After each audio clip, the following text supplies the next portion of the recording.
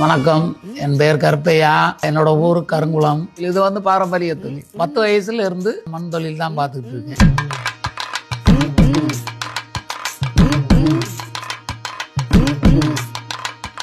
எல்லா சாமி சிலைகள், குதிரை, பூதம், கற்பனை சாமி, இப்படி எல்லா தெய்வங்களுமே பண்ணி கொடுத்துக்கிட்டு இருக்கேன். களிமண்ல என்ன செய்ய முடியுமோ எல்லாமே செய்யும்.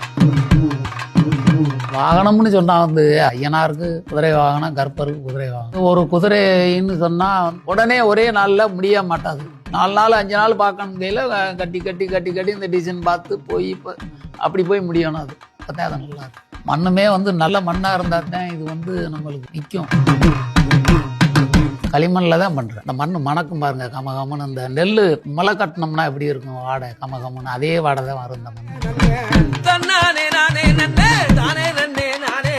எல்லாத்தையும் விட களிமண் சிலை பவர் அதிகம். மண்ணில் செய்கிற சிலைக்கு வந்து 50 கலந்து செய்யறதுனால இந்த மண்ணுக்கு பெருமை. எல்லாமே இந்த அக்னியிலே பவர் ஆகிக்குது.